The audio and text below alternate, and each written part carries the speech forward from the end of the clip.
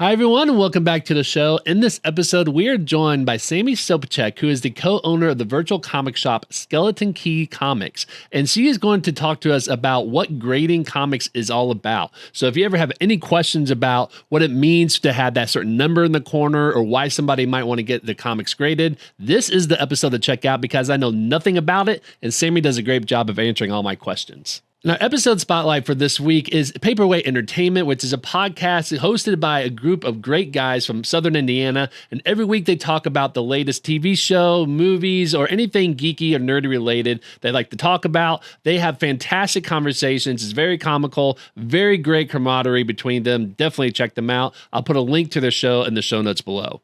Let's get started.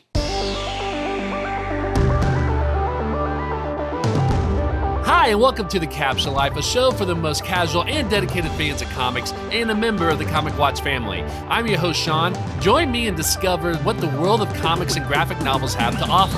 From one-on-one interviews with industry professionals, roundtable discussions with passionate fans, and reviews on the latest comics, TV shows, and movies. Now let's dive right on in.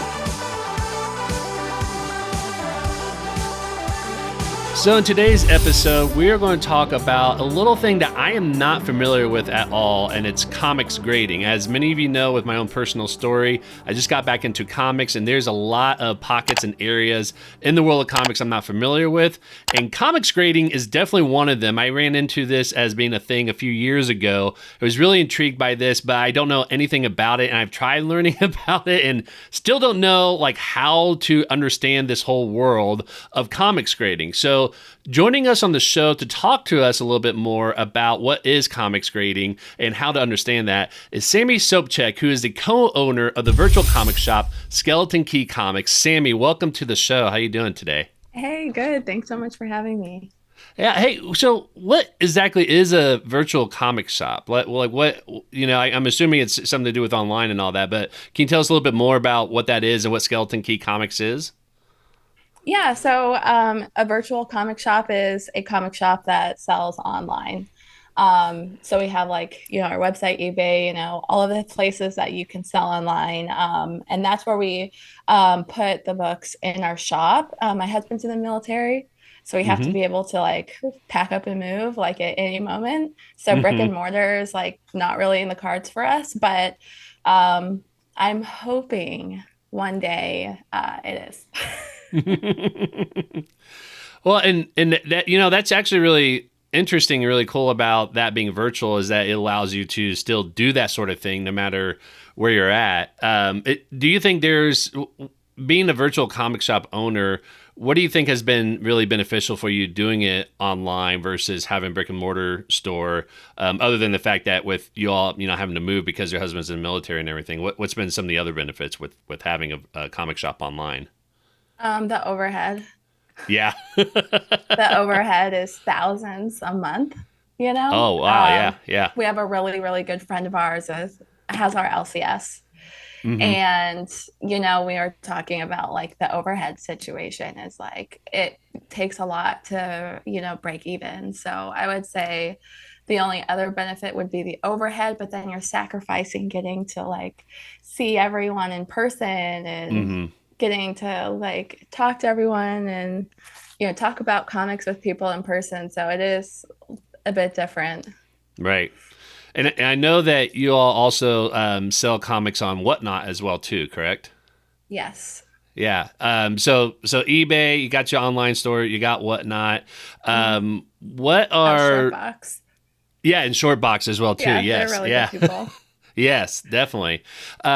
So just kind of curious, kind of learning more about that experience and that process as well. Are you all looking for comics at other stores to then sell later on, or do you order from the distributors, or how does that part work for you all? Just like a traditional comic shop would, we buy collections, which can be it's a lot of fun, but it can be very overwhelming. Right. The exciting part is last week, for example, I did a blind buy of a comic collection. I don't really recommend it, but I was feeling I want some excitement. And the person was going to send me pictures. I was like, you know what? I don't want any photos. I'm just gonna come get it. Whoever I Right. get, I get. Yeah. So it gets exciting that way, but it can get overwhelming because half of our house is the shop. Yeah. And so, like, having three shop rooms full of comic books can Hmm. feel sometimes a little overwhelming. I bet. Yeah. I sometimes I just see the comics on laying around my floor and it overwhelms me and like creates anxiety for me all the time. So I can only imagine with you all having it in your house, like filling up half your house and trying to store those and sell those as well too. Oh. Um, and then I also know you and I actually connected through TikTok, Hmm. and you've been having some like really great success on there as well too. If people want to follow you on TikTok or other social media, is it all under Skeleton Key Comics? Is that right? Yeah, it's Awesome, all Skeleton Key comics. Yeah, gotcha. And you're to on keep it TikTok easy. and Instagram. Hmm. Are those I the? Go ahead.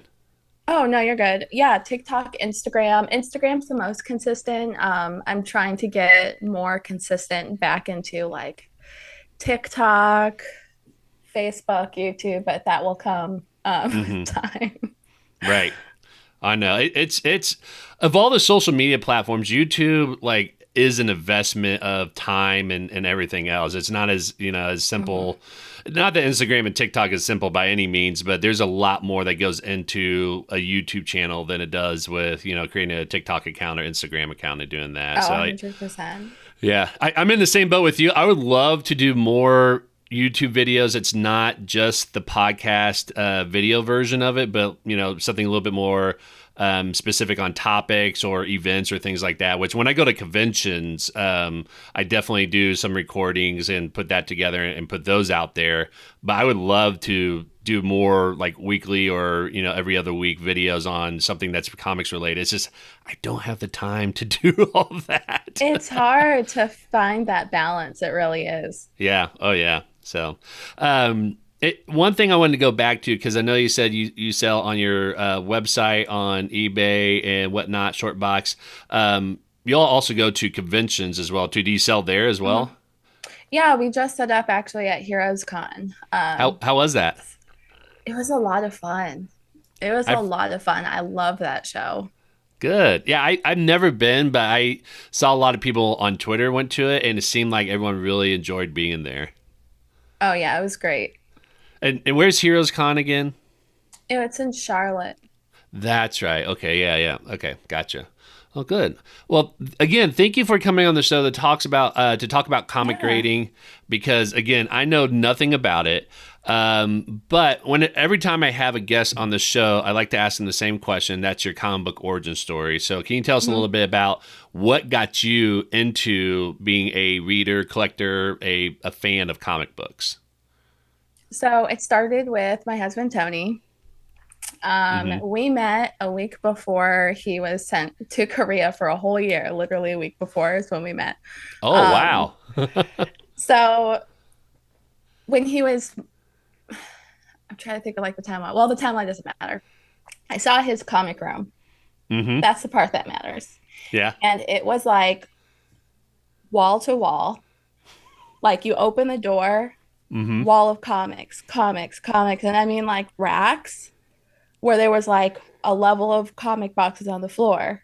The middle Hmm. rack had comics, the top rack had comics, and it was like that all the way around this room. And when he took me in there, his face was just tomato red. Like he was just like so quiet, so Uh red. Like he didn't know if this was like the beginning of a long relationship or the beginning of the end, huh. was what his face said to me. Right. But like with who I am, I saw that he had all of what looked like the same thing. I mean, it's a room full of comic books that's still basically like the same thing. Hmm. And so I was just thinking to myself, like, this must be like really cool for someone at this age to be so invested into a particular thing.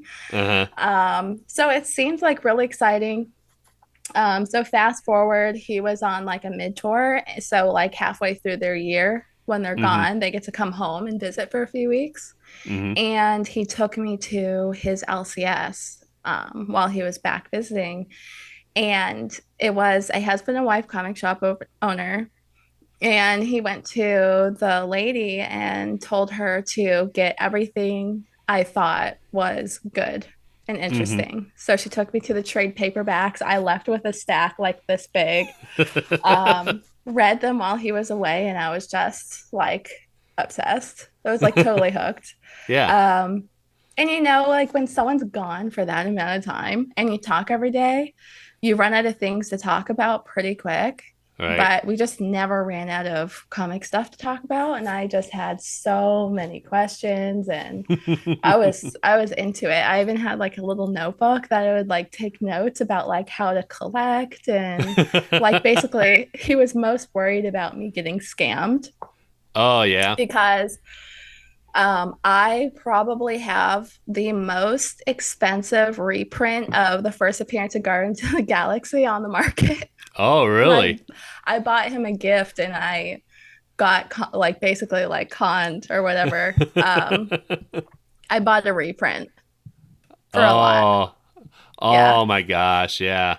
And so we talked a lot about like how to avoid like that again. Yeah. And how to spell? Yeah. He still has it in his collection. I bet. No kidding. Oh man. So, oh wow, that's honestly that's a really cool story. Not just about like getting into comics, but like meeting someone that you eventually marry. Like that is a really cool story. I love that.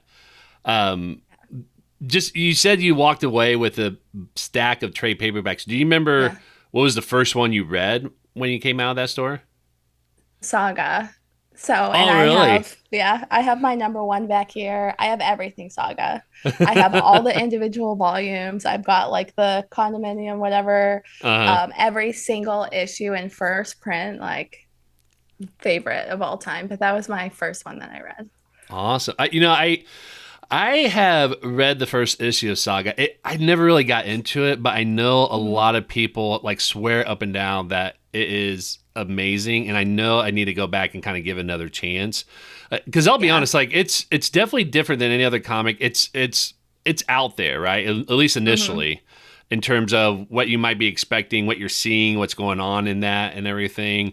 But I mean, that's also the amazing thing about comics is that you can really explore with the different kinds of storytelling. I feel like Saga is one of those things where it definitely explores and pushes, Hmm. what you can do in that medium as well.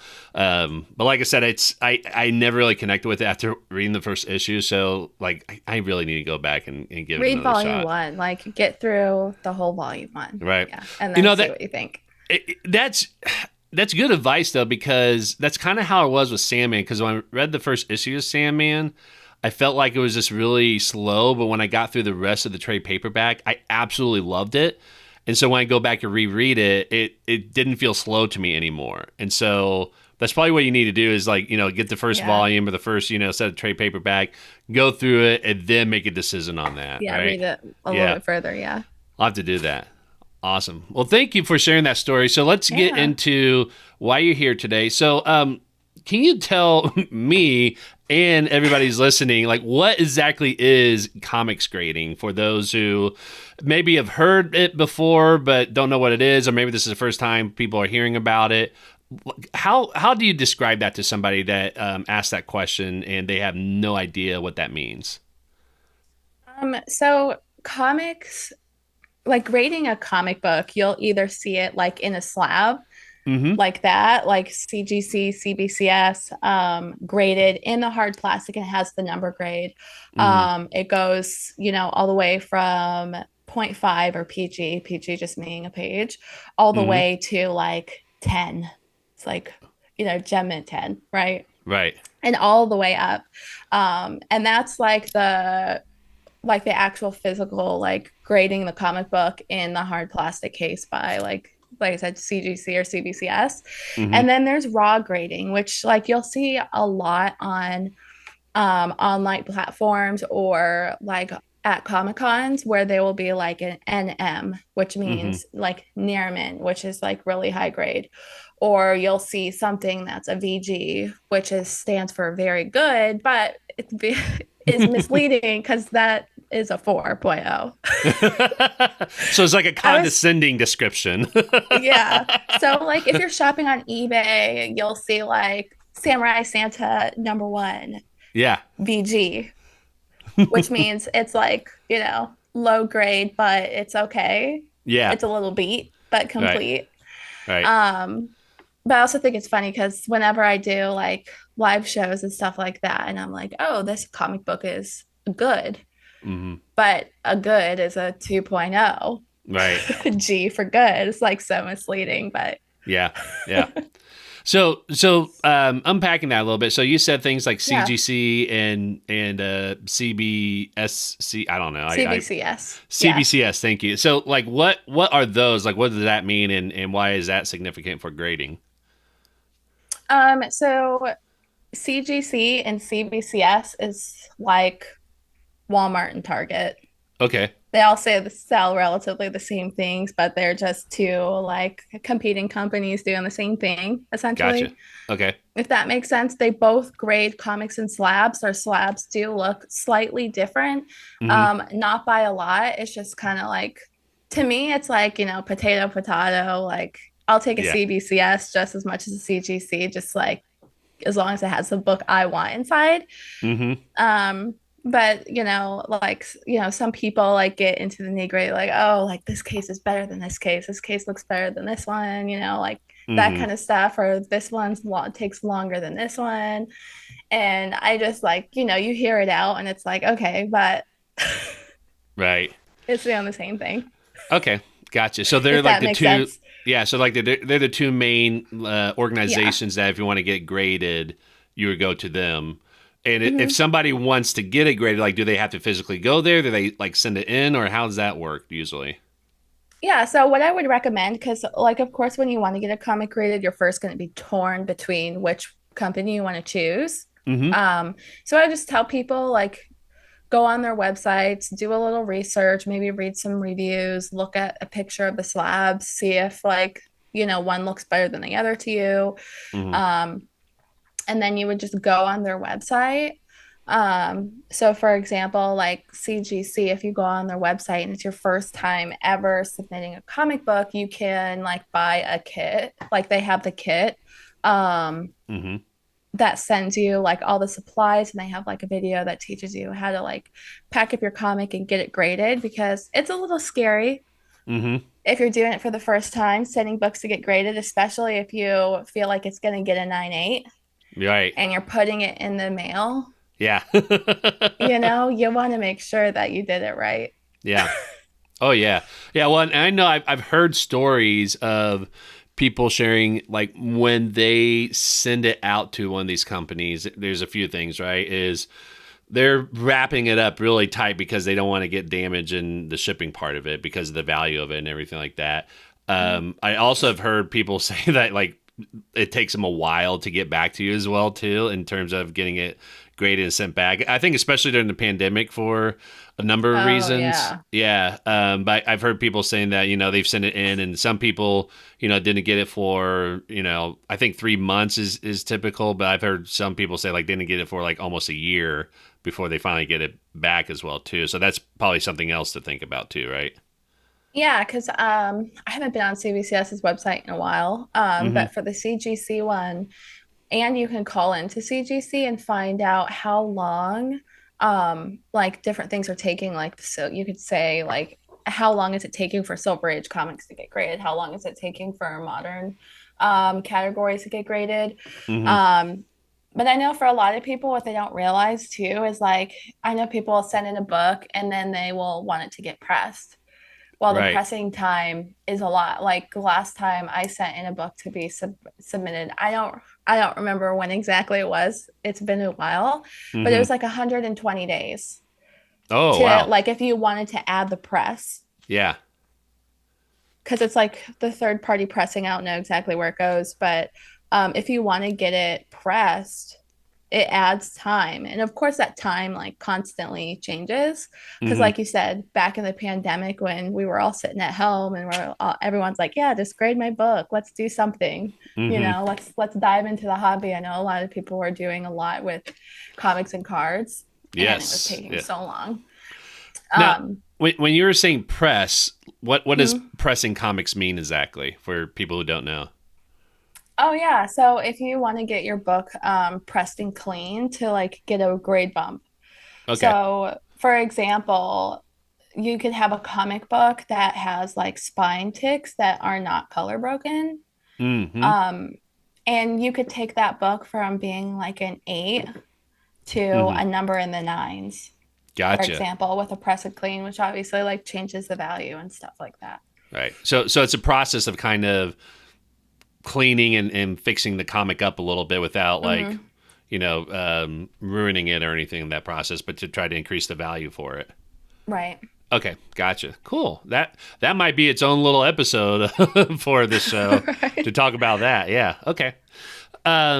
So when we're talking about grading comics, one of the things you were talking about is the number value where, it's on a scale of 10 basically, the closer it is to Hmm. 10, the near mint it is. And then when it's down further on the scale for, very good, then, it's not as valuable. But I know that I've seen comics where they've had maybe like a 4 or 5 rating, but it's still worth a lot more than another comic that might have like a 9.8 rating. So how does that work? Like when someone is looking at those and seeing something like that, like what are some things that are in consideration? Because obviously that score doesn't necessarily mean like it's going to be more valuable than Hmm. another one just by the score itself. So the score sounds like what I hear from you say is the condition that comic in, not necessarily reflective of the value itself, right? Correct. Okay. Yeah. Okay. So can you explain a little bit like how a book that might be Hmm. a 4 or 5 rating could be more valuable than a book that has like a 9.8? Yeah. So I'm trying to think of an example like everyone would know this book. So think of like an AF-15 Mm-hmm. in like a 2. I Right. don't know how much it goes for, but I'm pretty sure it's a lot, Yeah. right? Yeah. And an Ultimate Fallout 4 9.8. Right.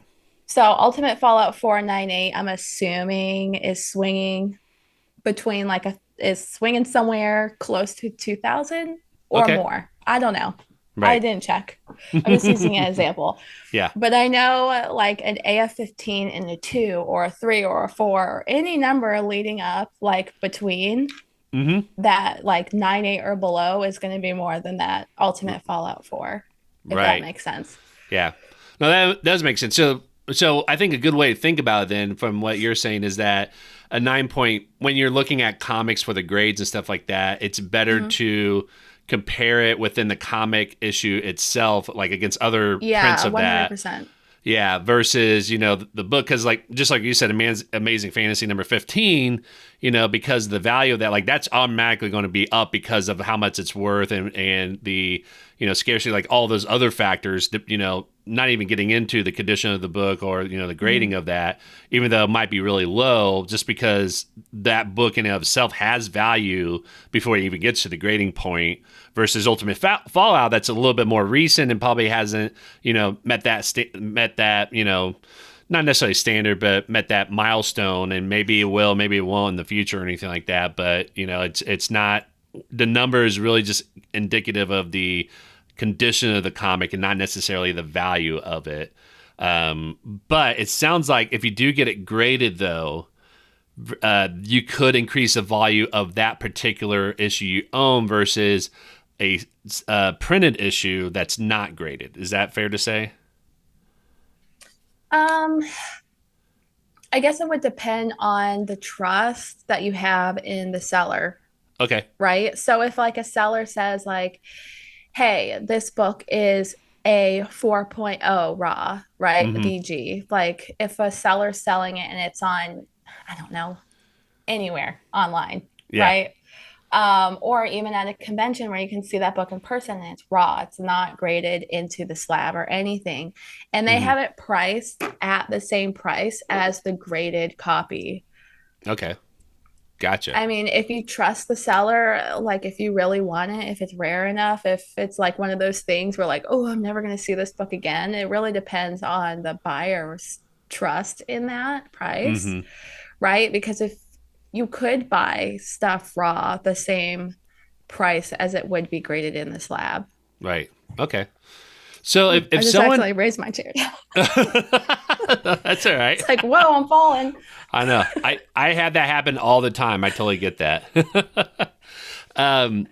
So if someone wants to get their comics graded, like what would compel somebody to want to get it graded to begin with? We talked about, how, you can have that number system kind of tell people, what's the rating on and stuff like that. But what kind of person would want to get a comic graded to begin with?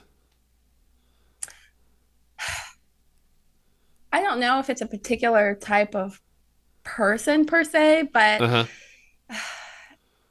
everyone's different, right? Like everyone's I feel like there's no two collections that are the same. You Mm-hmm. know what I mean? Right.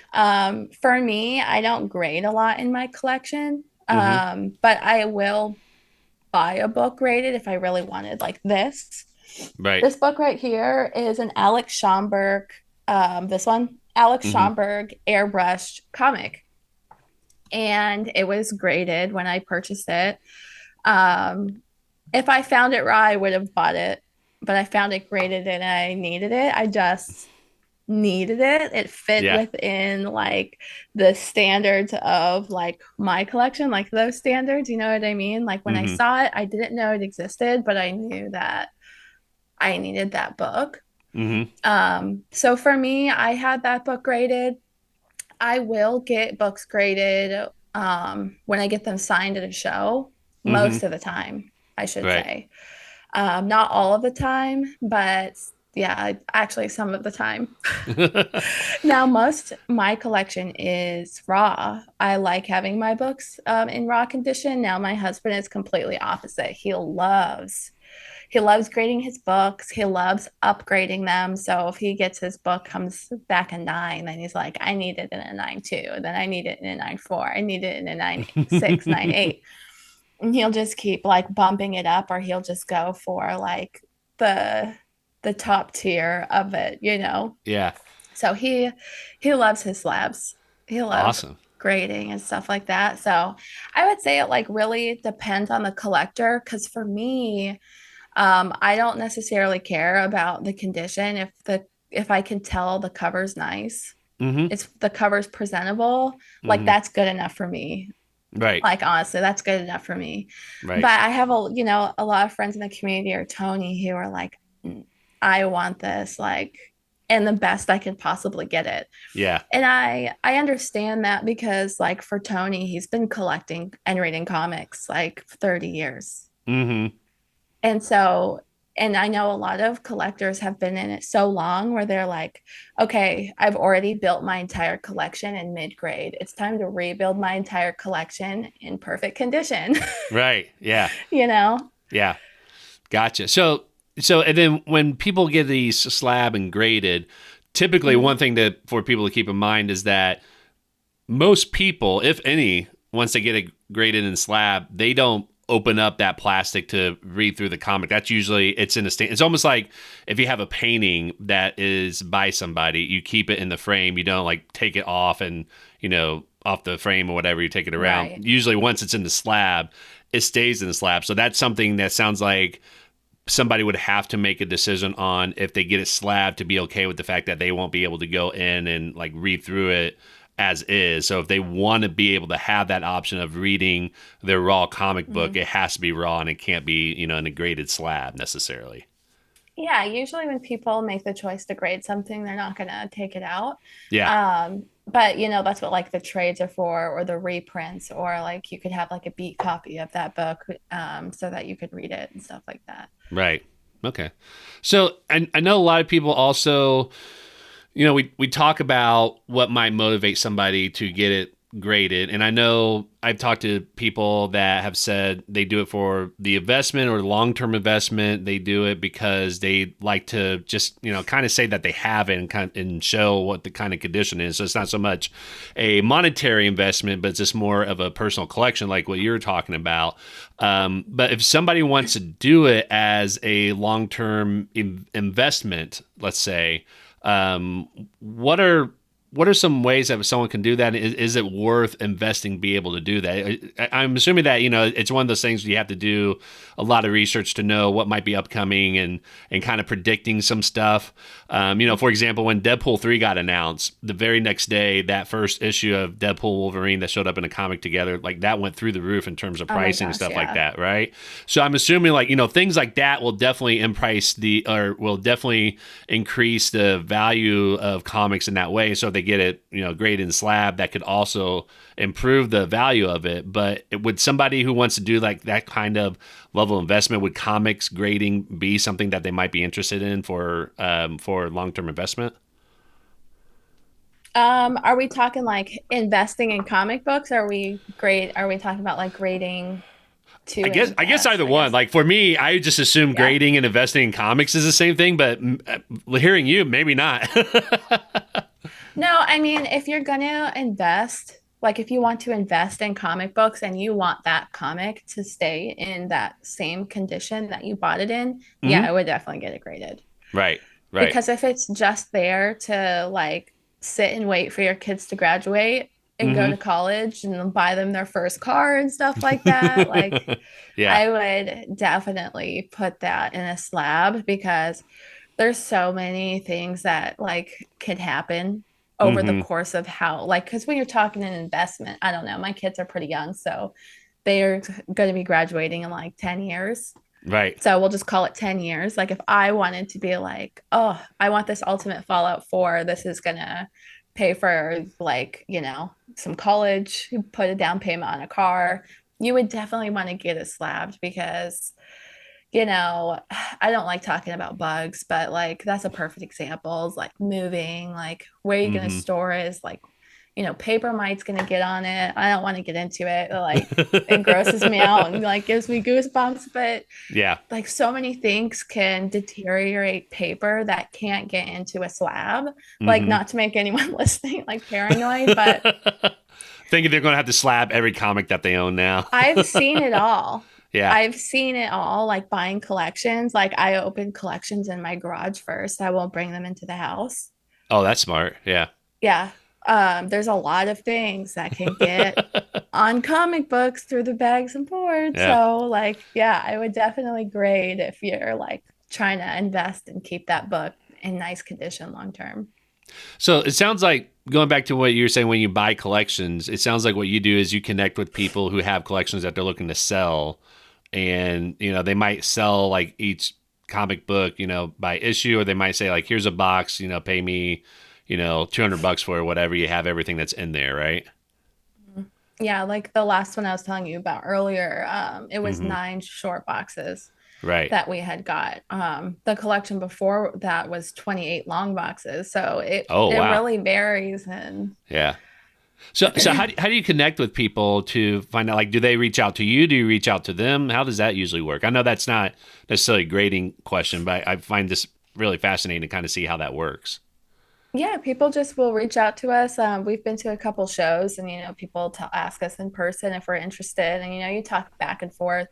Hmm. Um, but mainly online, email. We've got like our thing through our website, Instagram. Hmm. Awesome. Well, I think that's all the questions I have for grading comics. I don't know if there's anything else that you wanted to touch base on that you think might be important for people to know about comics grading if they, want to get started with it or anything like that. Is there something else that maybe we didn't touch on? Um, I would say I know we talked about how to like get your books graded into the slabs, but if anyone's interested in grading your books raw, I get a lot of questions about that in particular. Like if you're just, at home hanging out with your comic books, you're like, I wonder what the condition of this is. There is an Overstreet grading guide, and I believe CGC just came out with one too. Hmm. But I learned off of the Overstreet grading guide, and it's a book that has all of the grades and it has pictures and everything. It's really fun. It's cheap. I got mine on Amazon a few years ago. They still have them on Amazon. I think they're like $15. Yeah. And you can just hang out with your comic books and figure out what condition they're in. And then after you figure out the condition, you can figure out how much they're worth. So it's pretty cool. That's awesome. Great. Well, Sammy, thank you very much. Before we wrap up with this episode with the comics we're reading segment, I just want to remind people that the Captioned Life show is part of Comic Watch, and we're always looking for reviewers. So if you are interested in being a reviewer of comics, TV shows, films, anything like that, I will put an application link in the description below in the show notes. And again, we're always looking for reviewers. This is a great community. It's all volunteer based, so everybody's doing it because they enjoy doing the reviews and they enjoy comics. And it's a great place to get started. So if you've never written any kind of review whatsoever, this is definitely a great starting place for a lot of people. And then tune in next week when we have Stephanie Phillips on the show. We'll be doing an interview with her as well. So that's what you can expect for next week. But let's go ahead and talk about the comics we're reading. Usually I have people from Twitter, from Comic Watch, from our Luminacasters Discord sharing what comics they're reading. But because we're recording this ahead of time, I won't be able to include that in there. So Sammy, I want to start off with you. What are the comics that you're currently reading? So I'm currently working on I Hate Fairyland. I've almost finished it. I've got like my big volumes back here. Yeah. And what's that story about for people who haven't heard of that before? I don't want to ruin it, but okay. But it's good, right? I will say it's about a little girl who gets stuck in fairyland, literally. Like she falls into this Wizard of Oz like hole and that appears in her bedroom. She lands in fairyland and she has to find a key to get out. And needless to say, this isn't ruining it because this is like 3 pages in. She's been there for 30 years. Oh, wow. Okay. And so she is a angry little thing because she looks the exact same as when she showed up, except for she's like been through it. And she is just like, it is hilarious. It's very lighthearted. Like it depicts a lot of violence, but in such a hilarious, cartoonish way that it just makes you laugh, you know? Yeah. And it's funny too because all of the swear words, it's like, what the fluff? Oh, it's kind of like the Good Place type of thing, right? Yeah, it's like she swears a lot in the book, but it's like, you know, those type of like fun words replacing it. Yeah. It's hilarious. It's very good. 100% recommend it, like, for everybody. I think it's definitely a story like everyone could read it and enjoy it. Oh, that's awesome. Yeah, I'll definitely have to check that out sometime. Once I get caught up on all my other comics that I've been meaning to read and haven't. Yeah. Stuff, yeah. Awesome. Any other books, or is that the main one that you're working on right now? That's the main one I'm working on. I'm always reading Lore Olympus. So these are like the books of them. I just buy the books to collect them because they look nice because I read it on Webtoons. Comes out like every single week on Webtoons. Yeah. But I'm reading Lore Olympus. It's crazy good. And then what am I reading next? I'm reading Paper Girls next. Oh, nice. I've heard so many good things about that one, especially with the show that came out on Netflix. I heard a lot of people watch the show, then they went back and read the comics it's based on, and that everybody loved the comics that they read it too. Yeah, I've heard really, really good things. Really good things. Yeah.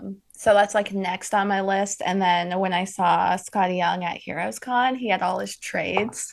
Yeah. Trade paperback set up. And I was like talking to like people on the line. I was like, you know, which one, you know, and then people are like, oh, I've read this one. It's really good. And this one. And I ended up buying all of them. And they came with a free signature.